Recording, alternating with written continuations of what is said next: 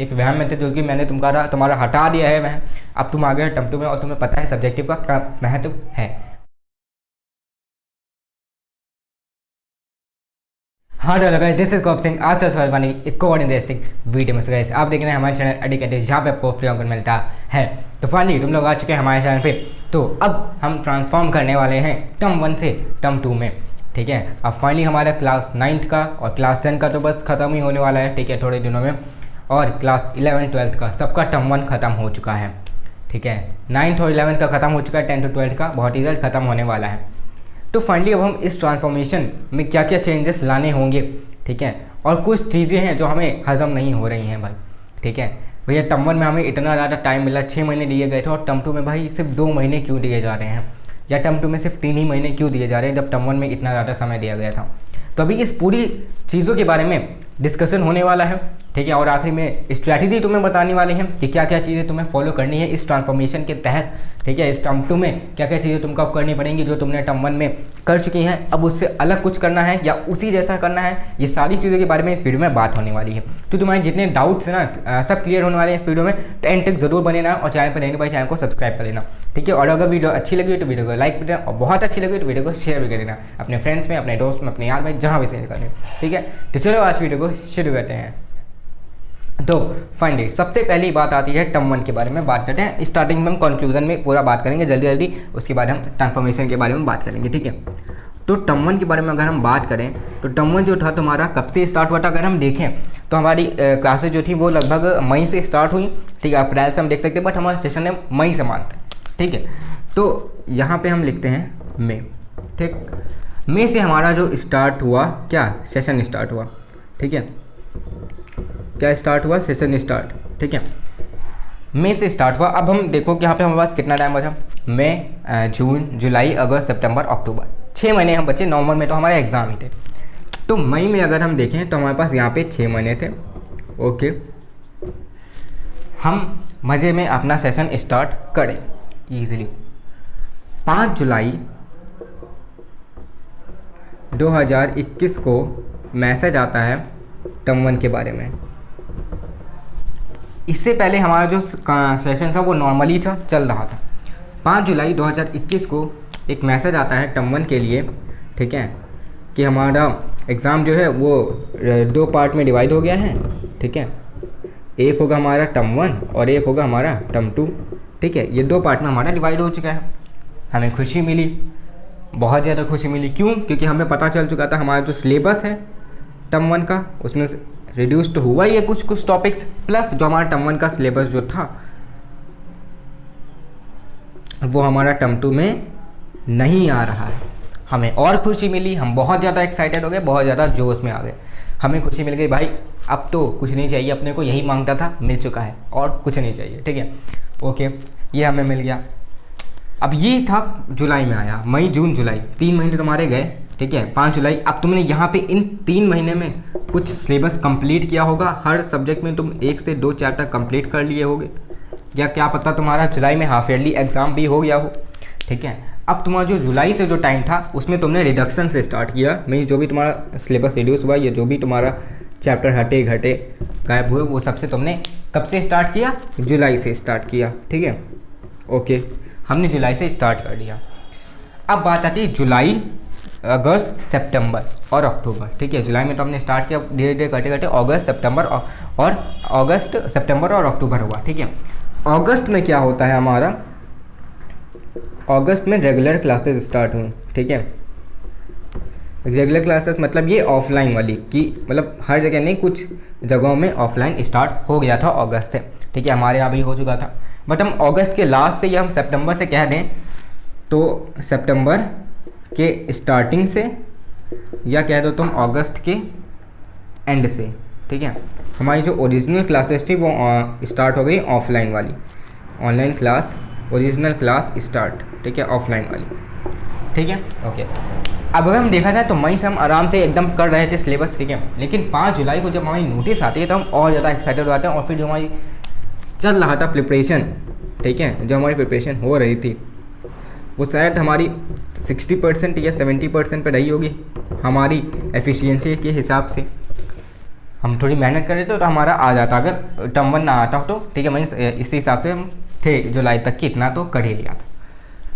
Term 1 जब आता है, हमारी नोटिस आती है, तो हमारी ये एफिशिएंसी तुरंत से जाके गिर जाती है 30 to 40% पे, उसकी आधी हो जाती है, क्योंकि हमें और ज़्यादा फैसिलिटीज़ मिल गई हैं, तो हम और ज़्यादा अपनी प्रिपरेशन को कम करिए भाई। अब तो टाइम ही टाइम है।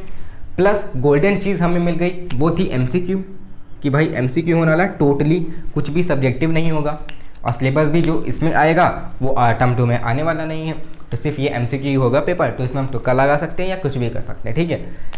तो इससे जो हमारी एफिशिएंसी थी वो 30 to 40% और नीचे चली गई, तो हमारी वो आ गई किससे, 30 to 40% पे, 60 से 70 से गिर के, ठीक है। अब यहाँ पे बात आती है, फिर हमारी जो ऐसी प्रिपरेशन चल रही थी, अगस्त स्टार्ट हुआ, ओरिजिनल क्लासेस भी हुई, स्टार्टिंग में स्ट्रेंथ कम हुई, लेकिन फिर हम यहाँ पे लगभग अक्टूबर या नवंबर में हमारी स्ट्रेंथ बढ़ गई, नॉर्मल हो गई। फिर क्या हुआ, हमारा टर्म 1 एग्ज़ाम आने लगा, ठीक है। हमारा टर्म 1 एग्ज़ाम कब हुआ, नवंबर में हुआ, ठीक है। क्लास 9 और 11 की बात करें, 10th और 12 की तो एग्ज़ाम चल ही रहे हैं, ठीक है। तो वो अगर ये वीडियो देख रहे हैं तो ठीक है, अभी भी देख सकते हैं, या तो उनके एग्ज़ाम खत्म हो जाए तो उसके बाद भी देख सकते हैं, कोई दिक्कत नहीं है। टर्म 1 में हमारा टर्म 1 जो होता है नवंबर में हमारा एग्ज़ाम होता है, ठीक है। नवंबर में हमारा एग्ज़ाम हुआ और हमने एग्ज़ाम दिया। अब भैया तुमने हमारी शॉर्ट फिल्म तो देखी होगी, नहीं देखी तो जाके देख लो, उससे खुद में एंड एक तुमको लेसन मिल जाएगा। जब ये दिन आता है उसके बाद से हमारी प्रिपरेशन जो गिरती है, ठीक है, और जो हम बहुत ज़्यादा डिमोटिवेट होते हैं, वो तुमको पता चल जाएगा उस वीडियो में कि क्या हुआ था उस समय तुम्हारे साथ, ठीक है। नहीं देखिए तो जाके देख सकते हो। अब हमारी प्रिपरेशन बहुत कम जो आ चुकी है और हमारे एग्ज़ाम आ रहे हैं टर्म 1, ठीक है। ओरिजिनल क्लास हमारी सितंबर से स्टार्ट हुई, स्कूल में जाते पहले दिन का हमें कुछ पता ही नहीं था क्या हो रहा है क्या नहीं हो रहा, ठीक है। फिर अक्टूबर या नवंबर में हमने थोड़ा फ्लो बनाया, लेकिन अब भैया ये MCQ है, हमको लगता है, देखो ये MCQ है, हमको लगता है भैया MCQ दे दे टीचर, बस हम फुल में फुल ले आएंगे, लेकिन MCQ एक ऐसा चीज़ है ना जो तुमको बहुत ही ज़्यादा डाउन गिरा देता है, ठीक है। वो सब्जेक्टिव से बहुत ही ज़्यादा खतरनाक है, तुमको लगता है कि वो ईजी है, but as compare to subjective अगर तुम कहोगे वो ज़्यादा खतरनाक है तुम्हारे लिए, बहुत ज़्यादा खतरनाक है MCQ। क्यों? क्योंकि भैया इसमें देखो तुम्हारा जो चैप्टर है उसके बीच से कहीं से भी वो कुछ भी दे सकते हैं। अब इसमें आंसर रटने वाली चीज़ तो है नहीं, अब भैया जो तुम लोग रटने में बहुत ज़्यादा माहिर हो, ठीक है, तो रट लोगे। अब यहाँ पे रटने वाली तो चीज़ है नहीं, यहाँ पे आंसर तो लिखना है, पर तुमको एक एक चीज़ पता होनी चाहिए कहाँ से आई है, ठीक है। अब इसकी वजह से हमारा MCQ था, पेपर हमारा ख़राब हो गया, या अगर अच्छा गया तो अच्छी बात है, नहीं भी गया, अगर तुम्हारा पेपर अच्छा नहीं गया तो कोई टेंशन नहीं है, अगर अच्छा नहीं गया, ठीक है, तो कोई टेंशन नहीं, ठीक है। अब ये मैं ऐसा क्यों कह रहा हूँ, क्योंकि ये देखो जो तुम्हारा टर्म 1 है, ठीक है, जो तुम्हारा टर्म 1 है वो तुम्हारा 25% जोड़ेगा, ठीक है। तो कोई टेंशन वाली बात नहीं, अगर तुम्हारा अच्छा गया तो अच्छी बात है, नहीं गया तो कोई अब दिक्कत वाली बात नहीं है। हमने इतना मजा लिया, ठीक है, हो गया, लेकिन अब हमें सीरियस होना। अब हम टर्म 1 का 25% तो खराब हो चुका है, अब हम ये नहीं चाहते कि हमारा 25 खराब हो, तो उसकी वजह से हमारा ओवरऑल रिजल्ट वो और ज़्यादा खराब हो जाएगा। कोई दिक्कत नहीं है, 75 गया ना, अब बाकी तुम्हारा जो ओवरऑल रिजल्ट बनेगा तो तुम टर्म 1 में कुछ तो स्कोर किया होगा, ऐसा तो नहीं फेल हो, ठीक है, फेल तो नहीं होगी, फेल तो इसमें लगभग कोई भी नहीं हुआ, पास ही कर दिए गए, ठीक है। तो अब बात आती है हमारी, अब हम ट्रांसफॉर्म करें हैं टर्म 1 से लेके टर्म 2 में। अब यहाँ पे जो चेंजेस वाली बातें हैं, जो चीज़ें हमें ध्यान रखनी है, वो क्या क्या चीज़ें होंगी। अब तुम देखो टर्म 2 में हमारे पास कितने महीने हैं, 3 मंथ्स है, ठीक है। टर्म 1 में हमारे पास कितने मंथ्स थे, 6 मंथ है, लेकिन रेगुलरिटी अगर तुम देखोगे अगस्त से, तो अगस्त सितंबर अक्टूबर 3 मंथ हमारे पास वहाँ पे भी थे, इक्वल है। तुम्हें लगता है कि भैया हम अप्रैल से पढ़ रहे थे, ठीक है, वहाँ से 6 मंथ था, लेकिन अगर तुम ओरिजिनल अपने हिसाब से पूछोगे ना, तुमको भी पता है कि हाँ भाई हमारे पास 3 से 2 ही मंथ थे जो हम रेगुलर मीन्स सच में हमने स्टार्ट किया है अपनी प्रिपरेशन टर्म 1 के लिए, ठीक है। अब तुम आ चुके हो टर्म 2 में एंटर कर चुके हो, अभी भी तुम्हारे पास 3 ही मंथ है, ठीक है। और अब तुम देख सकते हो, अगर तुम कंपेयर करो, तुम्हारे एग्जाम्पल देना, जैसे कि 10 क्वेश्चन थे, ठीक है, 10 क्वेश्चन ये है तुम्हारे कौन से, ये हैं तुम्हारे टर्म 1 के, ठीक है। अभी तुमको पता चलेगी किस चीज़ की अहमियत कितनी ज़्यादा होती है। ये है तुम्हारा 10 क्वेश्चन टर्म 1 के, और ये 10 क्वेश्चन जो हैं तुम्हारे, ठीक है, टर्म 2 के। तुम्हें पता है टर्म 1 हमारा MCQ है, ओके, टर्म 2 हमारा सब्जेक्टिव है कम्प्लीटली, ठीक है। अभी तुम्हें पता चलेगा तुम किस वहम में रह रहे थे, किस वहम में जी रहे थे। 10 क्वेश्चन ये चैप्टर के बीच है, हमने प्रिपरेशन नहीं करी थी, हमारी 60 to 70% प्रिपरेशन थी, तो 10 में से अगर हमारे 10 के 10 ही गलत हो गए, सोचो, या तुम कह दो 2-3 सही हो गए तो निकल गए, अगर तुक्के मार के निकल गए तो ठीक है, अगर तुम यहाँ देखो, यहाँ पे देखो, ये है तुम्हारी कंप्यूटर की लैंग्वेज, तुम समझो टर्म 1 तुम्हारा कंप्यूटर की लैंग्वेज है। वो क्या अंडरस्टैंड करता है, या तो 0 या तो 1, ट्रू या तो फॉल्स, और तो कुछ उसको समझ नहीं है।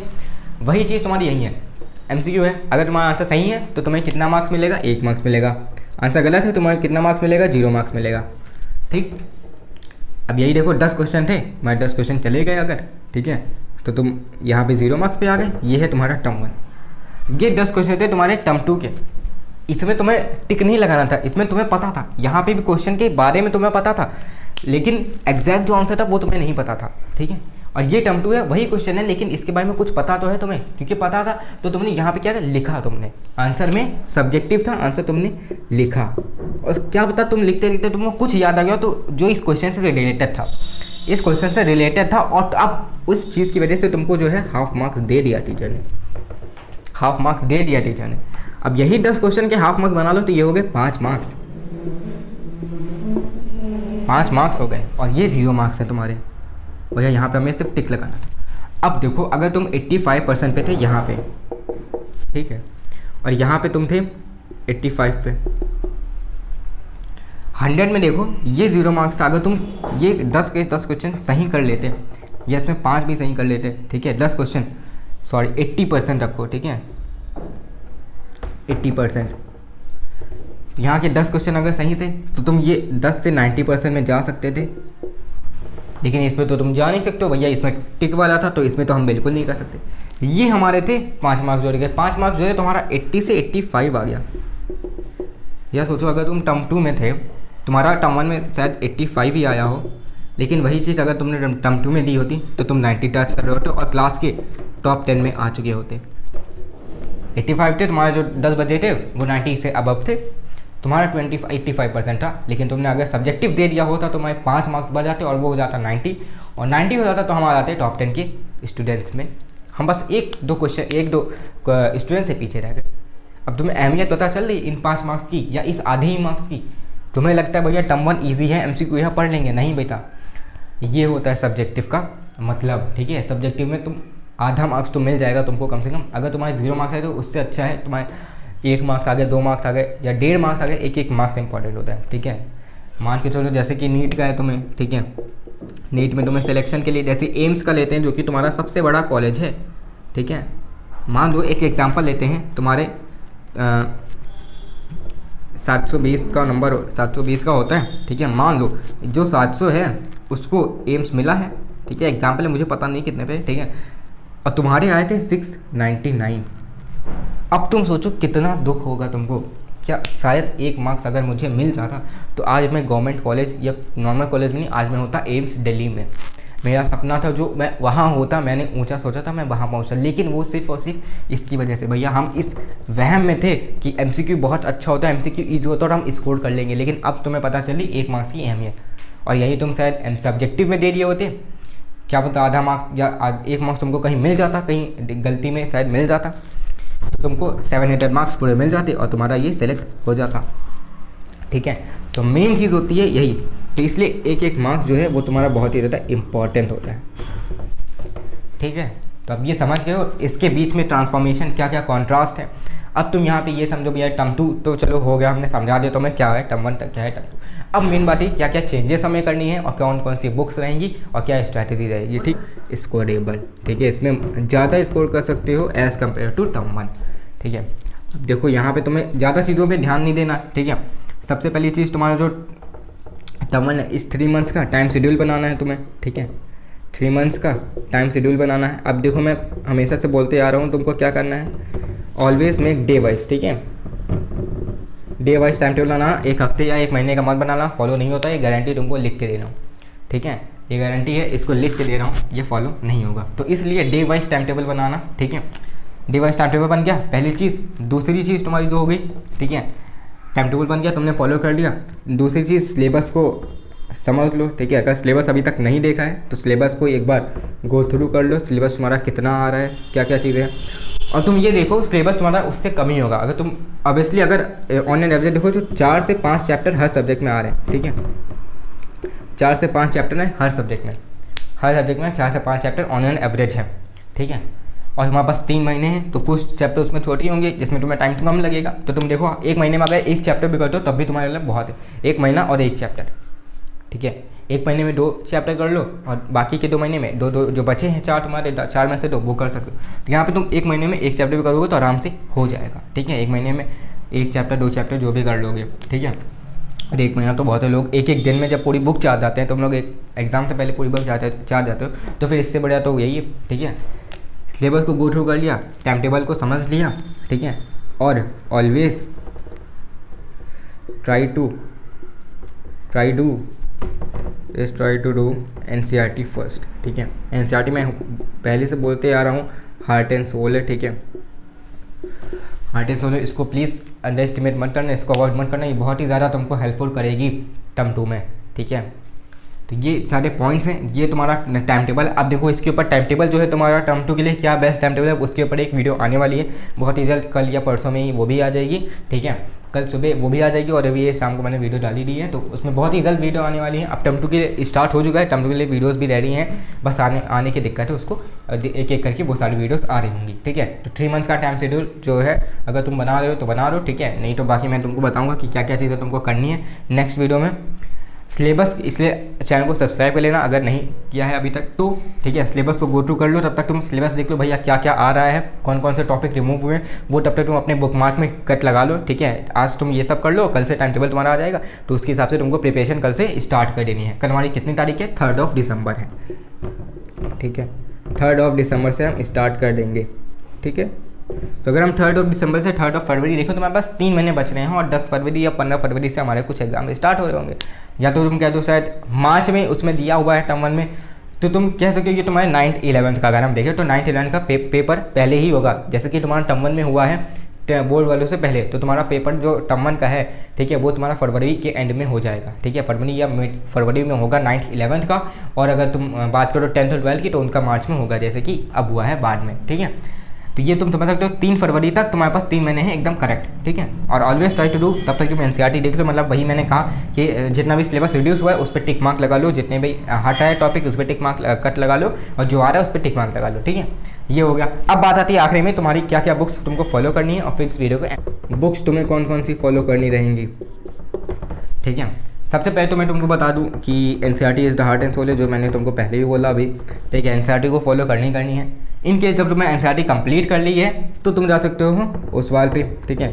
मीन्स मतलब NCERT करते करते ओसवाल के भी देख लें, मीन्स एक चैप्टर करो फिर उसके बाद तुरंत रिवीजन करना। देखो हमारी आदत होती है कि हम पहले पूरा सिलेबस कंप्लीट कर लेते हैं, फिर हम एक एक करके रिवीजन करते हैं, उससे हम भूल जाते हैं। तुम चैप्टर पढ़ रहे हो साथ में रिवाइज करो तो उससे ज़्यादा तुमको याद रहेगा। फॉरगेटिंग कर को ब्रेक करना है, ठीक है। तो ओसवाल को देख लेना पर चैप्टर, ठीक है। हर एक चैप्टर के बाद तुमको ओसवाल को देखना है, ठीक है। ओसवाल की मेरे पास 10th की बुक रखी है, तो उससे जो भी होगा मैं टेलीग्राम ग्रुप पे मैं उसके बारे में जितना भी मटेरियल मैं सेंड कर दूंगा। अगर तुमने टेलीग्राम ग्रुप ज्वाइन नहीं किया है तो ज्वाइन कर लो। ओसवाल के 10th वालों के लिए बुक मैंने अपलोड कर दूंगा, मतलब जल्द ही, ठीक है। और 9th वाले प्लीज़ परचेज कर लो, लिंक डिस्क्रिप्शन में आराम से इजीली तुम परचेज कर सकते हो, ठीक है। 10th वाले भी कर लो, क्योंकि अब मेरी पूरी बुक तो मैं फोटो खींच के तुमको छाप के नहीं दे सकता। मुझ में इंपॉर्टेंट चीज़ें जो तो मुझे लगेंगी वो मैं तुमको दे दूंगा, ठीक है। 10th वालों के लिए मैं बोल रहा हूँ, ठीक है। ओसवाल हो गई। और तीसरी चीज़ जो तुम कर सकते हो वो है यूट्यूब, ठीक है। यूट्यूब पे बहुत, अब तुम देखो 9th 11th तक ये एक ऐसा क्लास, अगर तुम NCERT भी पढ़ रहे हो ना, और साथ में एक एग्जाम्पलर या एक साथ में एग्जाम्पलर याद है, हाँ एग्जाम्पलर बहुत ही ज़्यादा इंपॉर्टेंट है। एग्जाम्पलर के सेम टू सेम क्वेश्चन उठ के आ जाएंगे, और CBSE सैम्पल पेपर जो भी निकालेगी टर्म 2 के लिए वो कर लेना, ठीक है। सेम टू सेम क्वेश्चन उठ के आ रहे होंगे, जैसे कि तुम्हारा टर्म 1 में हुआ है, ठीक है। सैम्पल पेपर जो क्वेश्चन था उसी से रिलेटेड कुछ क्वेश्चन आ गए हैं तुम्हारे उसमें टर्म 1 में, सोशल हो गया, सोशल हो गया, साइंस हो गया, ठीक है। तो इसलिए CBSE का सैम्पल क्वेश्चन पेपर और NCERT, प्लीज़ इन दोनों को अवॉइड मत करना। यह हार्ट एंड सोल है, तुमको 50 से 90% पहुँचा देंगे, ये मेरी गारंटी है, ठीक है। तो NCERT करनी है, एग्जाम्पलर करनी है, और ओसवाल देख लेना पर चैप्टर के बाद, क्योंकि उसमें तुमको माइंड मैप मिल जाता है, बहुत ढेर सारी चीज़ें मिल जाती हैं। कोई भी स्पॉन्सर वीडियो नहीं है, जो मेरा ओपिनियन है पर्सनल, वो मैं तुमको बता रहा हूँ जो मैंने किया है। और फिर अगर तुमको कोई भी चीज़ नहीं समझ आई तो तुम यूट्यूब पे जा सकते हो। यूट्यूब पे एक ऐसा प्लेटफॉर्म है ना जो तुमको बहुत सही चीज़ें भी पहुंचा सकता हो, कोई गलत चीज़ है वो तो तुम्हारे ऊपर डिपेंड करता है तुम क्या देख रहे हो, ठीक है। तो इस पर तुम जा सकते हो आराम से, इस पर हर एक प्रॉब्लम का तुमको सोल्यूशन मिल जाएगा। कोई ऐसी प्रॉब्लम नहीं जिसका सोल्यूशन तुमको ना मिले, नहीं मिल रहा है वीडियो के सही, ठीक है। मीन्स वीडियो के फॉर्म में नहीं मिल रहा है तो तुमको ऐसे टेक्स्ट फॉर्म में दिखेगा, वो है गूगल के पास तो हर एक आंसर है। कोई भी चीज़ पूछ लो उसके बाद सब है, ठीक है। तो तुम गूगल या यूट्यूब पे जा सकते हो, ठीक है। तो ये सारी चीज़ें हैं, ये चीज़ें तुमको फॉलो करनी है।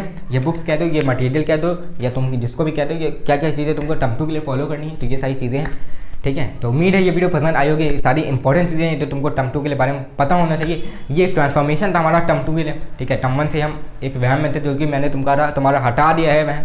अब तुम आ गए टर्म 2 में और तुम्हें पता है सब्जेक्टिव का क्या महत्व है, और सब्जेक्टिव 75% है, मैं फिर से बोल रहा हूँ, ठीक है। तो प्लीज़ इसमें सबसे ज़्यादा मेहनत करनी है हमें। अगर टर्म 1 अच्छा नहीं है तो हम उसको बना सकते हैं कैसे, टर्म 2 में मेहनत करके, ठीक है। तो ये है, तुमको टर्म 2 की सच्चाई पता चल गई कितना परसेंट है, ठीक है। तो बस यही चीज़ें थी आज की इस वीडियो में। नेक्स्ट वीडियो में बताने वाले हैं तुमको टाइम टेबल क्या होगा, ठीक है। उसके बाद भी नई वीडियोस आ रही होंगी हमारी क्लास 10 के लिए, 9th के लिए, ठीक है। तो बस आज की वीडियो में इतना ही। अगर वीडियो पसंद आई हो तो वीडियो को लाइक कर देना, चैनल को सब्सक्राइब कर देना और कमेंट ना भूलना। और टेलीग्राम ग्रुप अगर ज्वाइन नहीं किया तो जल्दी से जाकर ज्वाइन कर लो, वहाँ पे सारा मटेरियल मिल रहा है तुमको, क्लास 9 से रिलेटेड, क्लास 10 से रिलेटेड और क्लास 11 से रिलेटेड, ठीक है। और इंस्टाग्राम पे फॉलो नहीं किया है तो कोई भी डाउट हो, कुछ भी चीज़ हो तो वो कमेंट करके वहाँ पे तुम इंस्टाग्राम पे फॉलो कर सकते हो, मुझसे पूछ सकते हो। और कमेंट में ज़रूर बताना तुम्हारे एग्जाम हो गए कि नहीं। टर्म 1 अगर नहीं हुए तो बताना कितनी प्रिपरेशन हो गई, और अगर हो गए तो तुमने कितना स्कोर किया, या तुमको कितना लगता है स्कोर कर सकते हो, वो सारी चीज़ें करना, ठीक है। तो बस आज की वीडियो इतना ही। See you next video, till then bye.